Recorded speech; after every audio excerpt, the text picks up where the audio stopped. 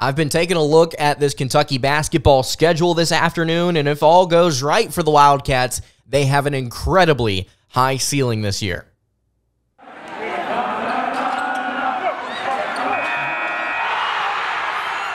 You are Locked On Kentucky, your daily podcast on the Kentucky Wildcats, part of the Locked On Podcast Network, your team every day.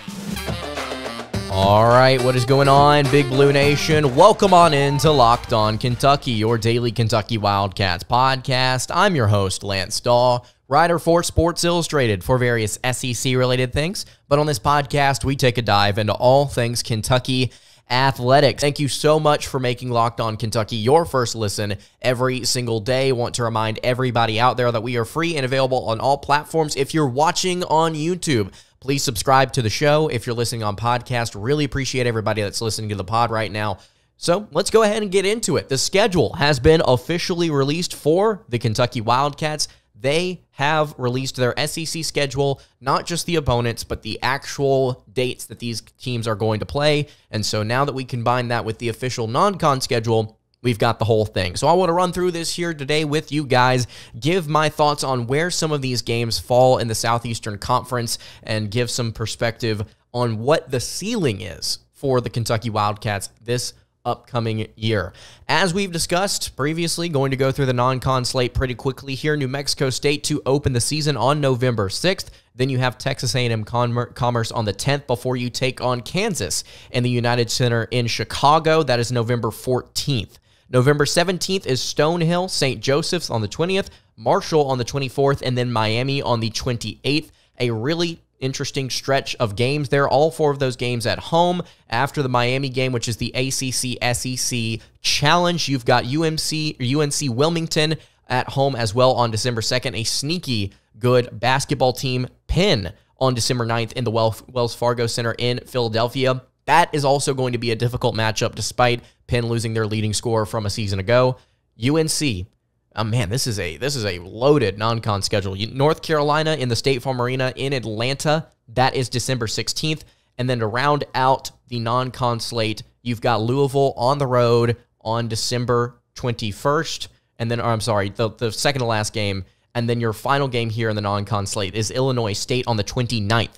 That is going to be at home for the Wildcats. Gonzaga, like we've mentioned, is going to be on February 10th. We're going to get to where that game falls here in just a little bit, and I'm actually not that concerned about where it falls on the schedule. The first SEC game that Kentucky will play this upcoming season is going to be on the road in Gainesville. Florida is going to be the first opponent that the Wildcats tackle down in the Exotech Arena.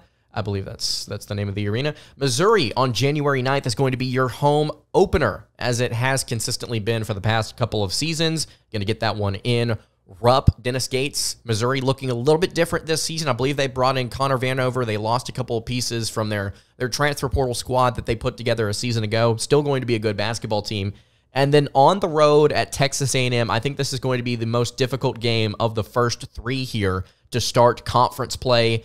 In College Station at Texas A&M, a very experienced Aggie squad. This one's going to be difficult. It was difficult last year. It was difficult the year prior. I think the Wildcats are going to be in some dogfights, I think, early in this season. Florida also no slouch there. I want to give my respect to the Gators there. Mississippi State is your fourth game of the SEC slate on January 17th. It is a home game, January 20th, against Georgia, also in Rupp Arena. The 23rd, you are traveling to South Carolina. The 27th, you are on the road at Arkansas. Mississippi State going to be much improved, I think, offensively this upcoming season. Not quite sure what to make of Georgia, other than the fact that they gave the Wildcats a run for their money at various points a season ago. Arkansas, as we all know, very talented program, bringing in 5 stars, a hodgepodge of transfer portal players, always makes a solid amalgamation of a team that runs well in the postseason. South Carolina, I really don't know what to make of them with Gigi Jackson gone. I've not taken a hard look at their roster. I think that on the road is probably going to be your easiest road game outside of maybe trips to Vanderbilt and LSU on this slate. But South Carolina is in between Georgia and Arkansas. I think that's a manageable stretch. You get Florida and Tennessee at home January 31st, February 3rd, before traveling to Vanderbilt on the road February 6th. And then here it is, February 10th, Gonzaga. It falls between a road trip to Vanderbilt and a home game against Ole Miss on the 13th. So you get a home game following the Gonzaga game against a team that's going to be taller, I think more physical and aggressive on the defensive end than Ole Miss teams have been in years past. This is, I don't think, as concerning as it could be. Thankfully, you didn't get an Alabama and Arkansas, Tennessee, or an Auburn here, or an A&M for that matter, following or before this Gonzaga game. I think I'm content with this. I think that I'm perfectly fine with where this is at. Auburn is actually on the road following that Ole Miss game. Then you're at LSU. The game after that, that is February 17th and February 21st. And then Alabama at home February 24th, February 27th. You're on the road to Mississippi State. And then your final 3 games of the year are Arkansas, Vanderbilt, both in Rupp. And then you're traveling to the Vols in Knoxville, Tennessee to take on Rick Barnes and co. March 9th. I really like this SEC slate. I don't think that there's a stretch here where I'm just like really melting down, worried about how the Wildcats could perform. I think that this truly is going to be dictated by how this team peaks and when they peak, if they peak. I believe that they will. I think that there's an opportunity for the Wildcats this season to have a significant impact, I think, in both the conference and in the postseason if all goes right. I don't think that there's, again, a stretch here where I'm just incredibly concerned, because whenever you see the different teams like the Texas A&Ms, you've got Missouri and Mississippi State both at home sandwiched between it. When you're playing Arkansas, you've got South Carolina and Florida. Whenever you're playing a team like Auburn, Ole Miss and LSU between it. Gonzaga, again, Vanderbilt and Ole Miss. Whenever you play Bama, LSU and Mississippi State. 2 teams that were either average to awful last season in the case of the Tigers a season ago. Arkansas at the end of the year. Mississippi State and Vanderbilt. Tennessee on the road is going to be really difficult to round out the year.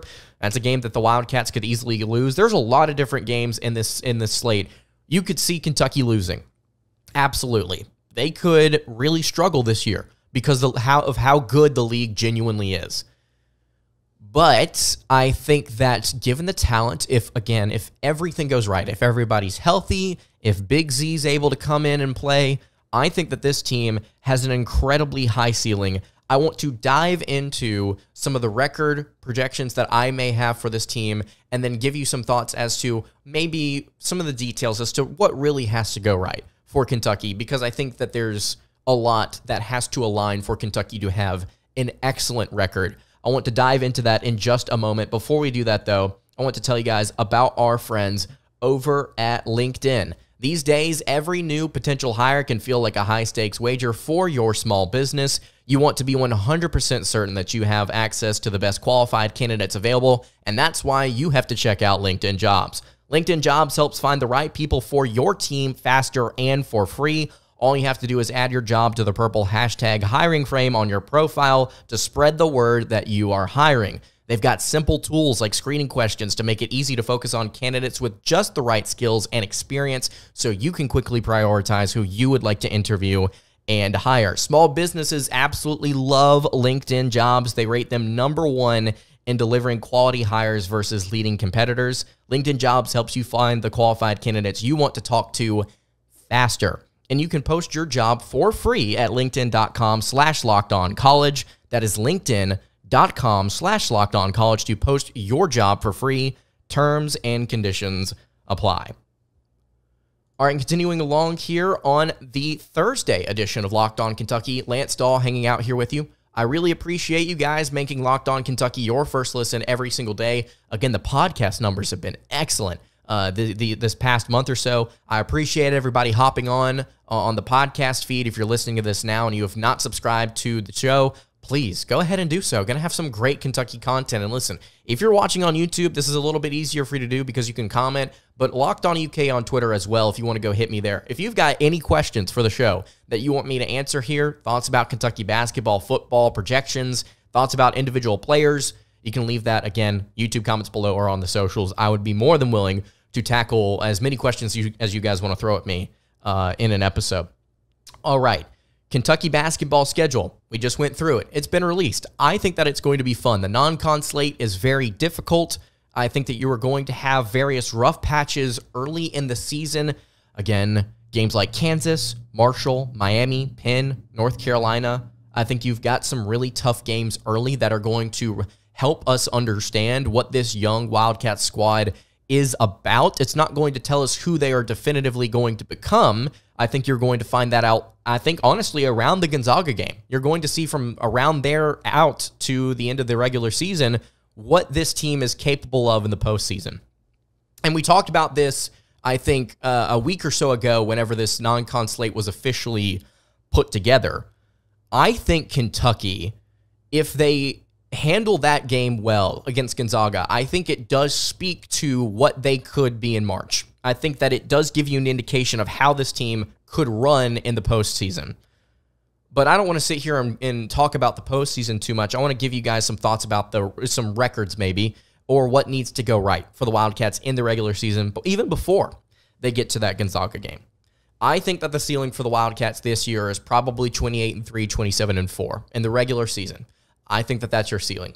There are going to be a couple of games here, whether it be early in the non-con slate, and if you somehow survive that unscathed, you are going to have a couple of SEC games on the road trip you up. That is going to happen this upcoming season, and we're just going to have to accept that. At the very least, a couple of games. It could end up being closer to 8 or 9. Kentucky could finish 500 in conference play. The league is that good this season, and with Kentucky being so young, they could have some problems. I think 27-4, 28-3, that's the ceiling. What has to happen in order for Kentucky to reach that ceiling? Well, like I just mentioned, I think the young guys need to grow up pretty quickly. I think guys like DJ Wagner, who are going to solidify themselves as leaders in this locker room early, I think that they are going to have to grow up and they are going to have to lead this team early in the year. Games against Kansas, games against Miami, Marshall, Penn, North Carolina, even games like Louisville on the road. You're going to have to see players like DJ Wagner step up. Antonio Reeves returning for this team after being an elite scorer a season ago. He looked great in the Global Jam. I need him to step up as more of a vocal leader this offseason, and I think he's doing that. If you have a backcourt like that with DJ Wagner and Antonio Reeves as kind of dogs, as some bucket getters and some confident guys, you are going to have success this season. Tyler Ulis said it recently on the Sources Say podcast about how he thinks this team is full of pure hoopers. They've got them all up and down the roster. Justin Edwards, pure hooper. DJ Wagner, pure hooper. Rob Dillingham, pure hooper. Guys that can go out there and make it happen whenever you need it to happen. This is a very talented roster, but also a lot of very young pieces. Ugonna Onyenso, I think, is where you also need to turn to next. I think that he's going to have a significant role with this team this upcoming season as long as he is healthy. We'll get to injuries here in a second. But I truly do think that his defensive presence, with the way Kentucky has shown themselves to struggle with rim protection over the past couple of seasons, I think that that is going to change. I think they're going to improve themselves to be a significantly better team in that department this year. It's not just Hugo, though. I think that his development and his strength that he's added on is going to help. I think it's guys like Aaron Bradshaw stepping up to the plate and also not just being an offensive threat. And I'm not sitting here telling you that that's how he's been scouted coming out of high school, and that's not what he projects to be with the Wildcats. He's going to be great on the defensive end as well. We just have not gotten the chance to see him play. If he had played in the Global Jam, I think we would have gotten to see that in spades. Trey Mitchell also needs to really step up here as far as his ability to versatilely spread the floor, if that's a word. I don't know if that is a word that I just used there. You've got to have your front court really make an impact. And if Big Z's there, I think it ties it all together. It adds you one more player that can run, can dunk, can block shots, can shoot threes. Trey Mitchell and Zvonimir, if they were out on the court at the same time, I would be absolutely terrified to see what that rotation looked like. Of course, we've talked here before about the platoon and whether or not Kentucky could run that if Big Z comes. I mean, they could, but they could also do some fun things like put out some very similar players in the front court to just make some matchup nightmares for the opposing team. So I think that young guys need to grow up quickly. I think that the defense needs to be, especially around the rim, needs to step up. And I think that the final thing here that we need to look at for the Kentucky Wildcats and them getting to that 28-3 record, and this kind of ties into talking about the dog mentality, talking about the pure hoopers, talking about the defense. Kentucky's got to be a little bit more clutch. They've got to close out games stronger than they did a season ago. The Wildcats didn't have shooters a season ago. They did, outside of Antonio Reeves, they did not have guys that could shoot the basketball consistently well. And it really did hurt them at times to not have guys in their backcourt that could finish the job. You see these games on the road, Florida, A&M, South Carolina, Arkansas, Vanderbilt, Auburn, LSU, Mississippi State, Tennessee. You have to have in those games, and you're not going to win them all, you have to have somebody in those games step up for you and be that outside shooter, that closer, if you will. Maybe it's not necessarily an outside shooter. Maybe it's somebody on the defensive end that's able to lock it down, get some rebounds. Could Justin Edwards be that guy? We'll have to wait and see. You need closure in these games. You need, whenever things are tight, for somebody to go out there and for the team to go out there and collectively put an end to it. We saw time and time again last season, Kentucky struggle, go back and forth, not be able to get enough shots to fall in the final few minutes of the game, and they lost. Or, at the very least, they had the game tied, go to overtime, something like that. We got to see that against Michigan State early in the year where it was just a sign of things to come. Kentucky needs better second-half production. I think that that's what the Wildcats need this upcoming year. Better adjustments in the second half, better execution from your star players, better execution from the team. So, to recap, young guys need to grow up quick. You need to have better rim protection, and you need some closers. You need to be able to close out games better this year. The road is going to be very difficult for the Wildcats to get to a 27-4, 28-3 type of year. But I believe they can do it. If everything comes together, I think Kentucky can be very special in the regular season. What are the most important games for Kentucky basketball in their non-con slate? Well, Andy Patton, writer for Wildcats Today, host of the Locked On College Basketball Podcast, decided to rank Kentucky basketball's non-con games 1 through 13, and we're going to go through them here on today's episode. The most important non-con game. We've talked about this. I think I completely agree with this from Andy Patton. Kansas is the most important non-con game of the slate. I think that you can make an argument for a couple of others, but I think the Jayhawks it should be the first couple of weeks of the season. Game 3 of the season, I think, is really important for UK. Andy Patton had to say this: Kentucky will have a mega early season test in Chicago and may have to handle this one at less than full strength if either Aaron Bradshaw or Ugonna Onyenso are still recovering from off-season injuries. Kansas is likely to begin the season ranked number 1 in the AP poll after Bill Self reloaded an already excellent roster during the offseason. Jayhawks lost Grady Dick, Jalen Wilson to the NBA, and a whopping 7 players to the NCAA transfer portal, but they added the best player available in the entire offseason, former Michigan center Hunter Dickinson. KJ McCullough and Nick Timberlake are here. Texas wing Arterio Morris is coming in as well. Dejuan Harris, probably one of the better point guards in the entire country. I think he's definitely top 5. Kansas is going to be really good. It's going to be a really good non-con game to begin the season. Like you mentioned, UK, maybe not at full strength. It's going to be a tough one, but I definitely think that the Wildcats can compete.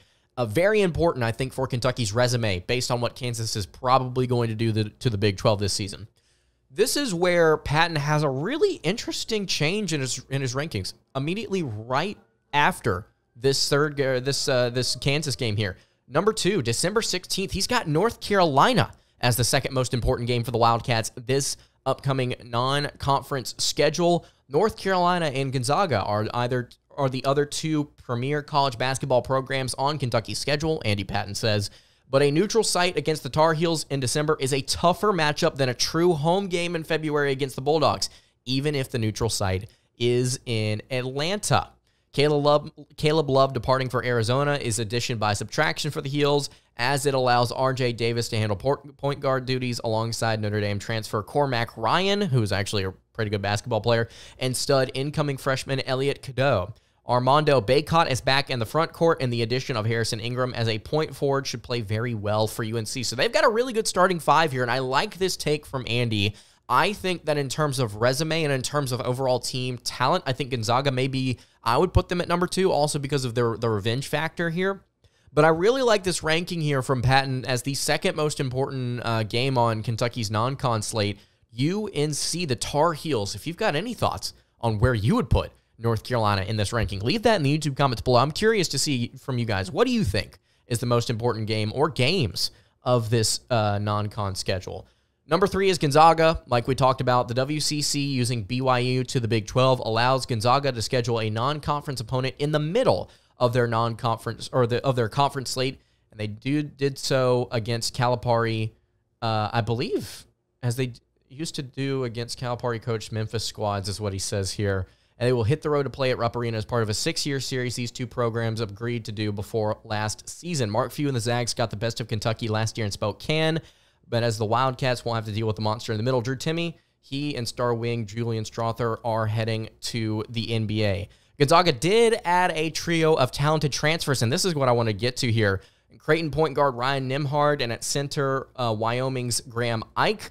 But after getting to play this team at home in February, when Calipari typically has his younger players in a rhythm, this is a big advantage for this team and could be enough to even this series at a win apiece. I agree with what Patton had to say. I like the players that Gonzaga has brought in. I think they're a very talented team. More than anything, I have a lot of respect for what Mark Few likes to do offensively. I think that he, alongside Arizona, I think there are two of the better offenses in the entire country, at least in terms of what I would like to run. Love it, love it, love it. And I really do think that this is going to be a tough test. And again, to go back to what I was saying earlier, in terms of resume boosting, sure, North Carolina may end up playing a tougher schedule than Gonzaga will in the WCC, but I think that Gonzaga is probably, from top to bottom, I think that because of their coaching and because of their talented players, I think they're a better team than North Carolina. That's just my guess. Now, UNC will rebound this season. Don't get me wrong. I don't think that UNC is a bubble team this year, but I just have a lot of faith in what Gonzaga is going to do. And then the fourth game here, Miami. Jim Larenga's Hurricanes have been back-to-back Elite Eights for the first time in program history, a testament to not only Coach L's recruiting and coaching acumen, but well-documented cash flow from their NIL collective. Next year's Miami team will be without ACC Player of the Year Isaiah Wong and Jordan Miller, two key guards from last year's squad. But this is what we were talking about on, I believe, a few episodes ago about Miami. They get Nigel Pack back, who was a really good scorer, Wooga Poplar, who was very efficient for them off the bench, Norchad Omier. They also added a player that a lot of different teams in the SEC wanted, Matthew Cleveland from Florida State, a wing there. Calipari's freshmen will have already played Kansas by this point, but this game will be another test before the SEC slate begins. This game's also at home for the Wildcats, which I think may factor into this ranking from Patton. The fifth most important game on the slate is at Louisville. I think that this makes sense to put Louisville here. I think that there are a lot of other really interesting games on this non-con slate that you can dive into, but Louisville being a little bit better this season, I think you got to watch out for them. This is what Patton had to say about them. Losing Trenton Flowers, who has left the program to play professionally in Australia, stings for Payne, but this is still a team expected to perform much better than they did in 2022-23, and they'll no doubt bring everything they've got for the Wildcats in late December. Payne and his staff made solid additions this offseason, including USC wing Trey White and embattled Illinois point guard Sky Clark. I had no idea that Sky Clark had transferred to Illinois this offseason. Wow. Sky Clark via the transfer portal in the number 6 ranked recruiting class per 24/7 Sports.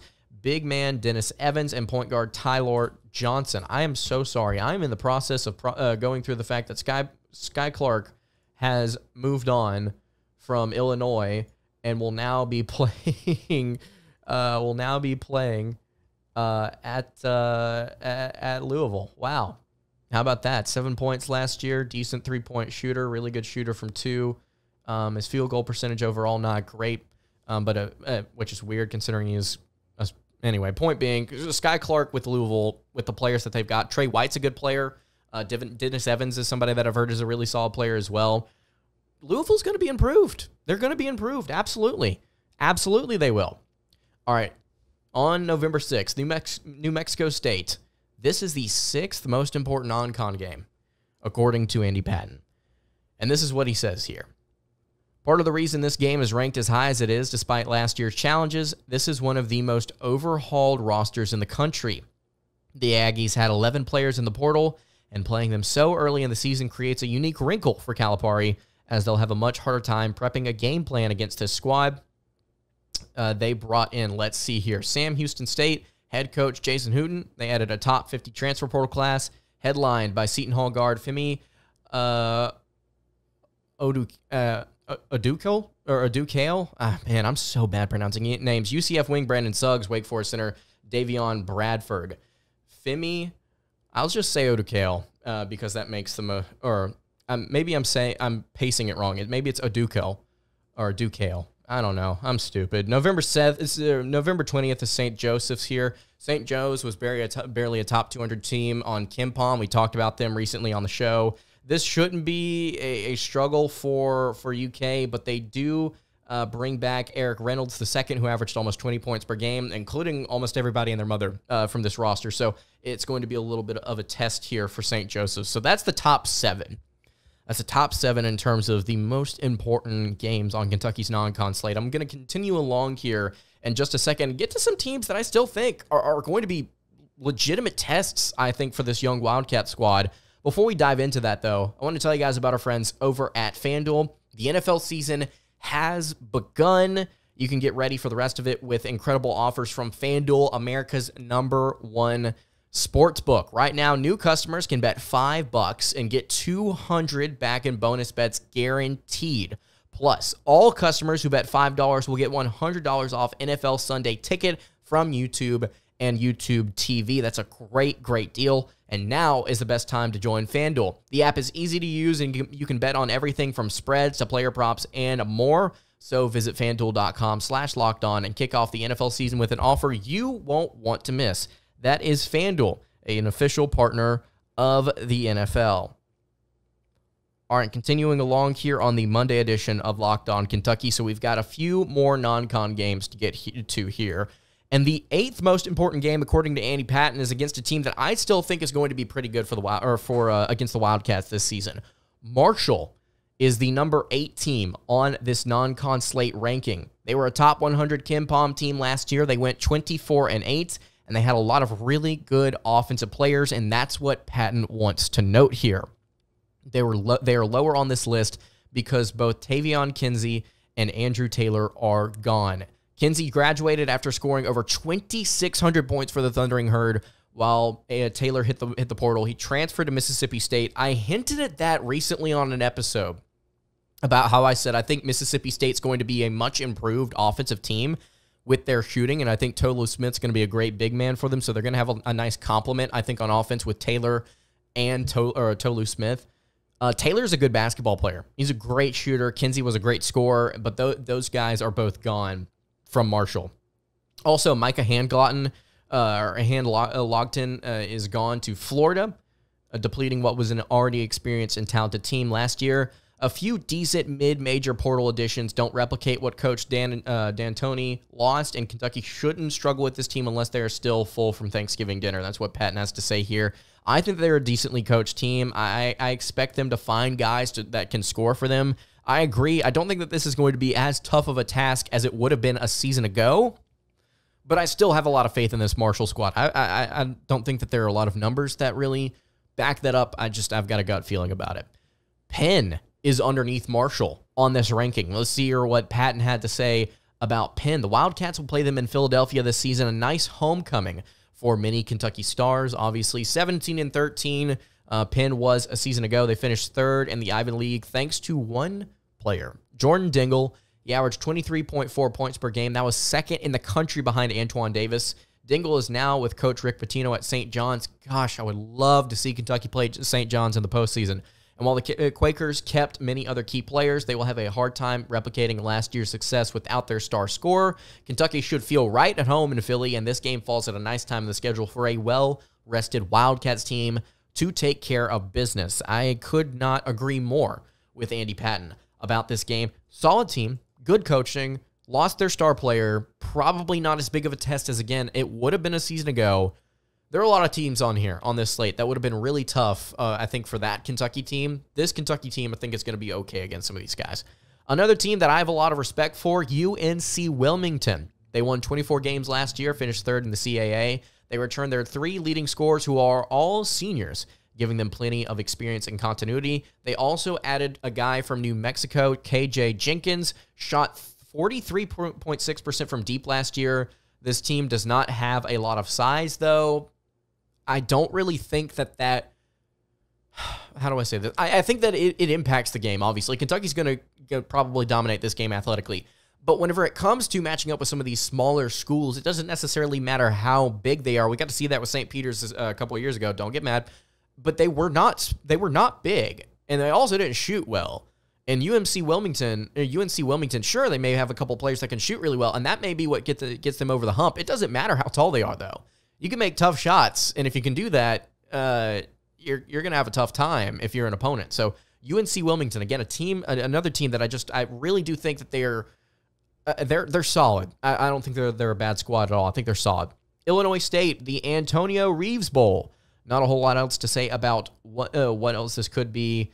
Redbirds went 11-21 last year. Former Wisconsin guard Jordan Davis is here. Antonio Reeves is going to be the guy that we're all focusing on in this matchup, though. That is the 11th most important game. Texas A&M Commerce, sandwiched between the season opener against NMSU and the big matchup against Kansas, is a date with the Lions of Texas A&M Commerce, a squad that finished outside the KenPom top 300 last year. This was not a good team, point blank. This will probably not be a good team for Kentucky against Kentucky. That's just how it's going to be. It doesn't matter how young the Wildcats are. If Kentucky struggles in this one, Houston, we have a problem. This will be a huge issue if Kentucky has an issue in this one.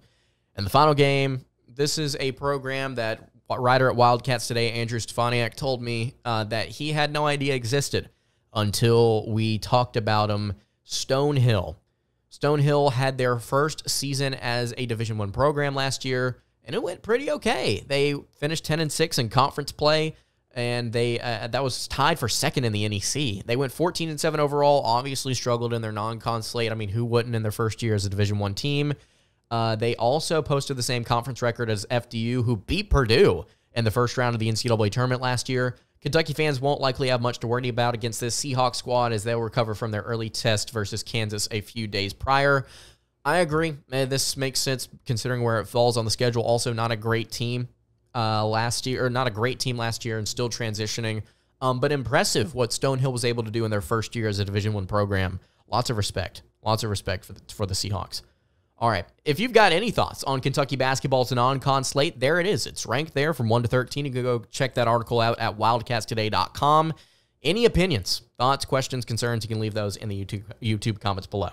And I think that's going to do it for today's episode of Locked On Kentucky. You can follow the show on Twitter at LockedOnUK. Follow me on Twitter at LanceDaw_, and follow the show over on Instagram at Kentucky Podcast. Once more, questions, comments, concerns, leave them all below. I will see you all tomorrow for another episode of Locked On Kentucky. Have a great rest of your day, and God bless.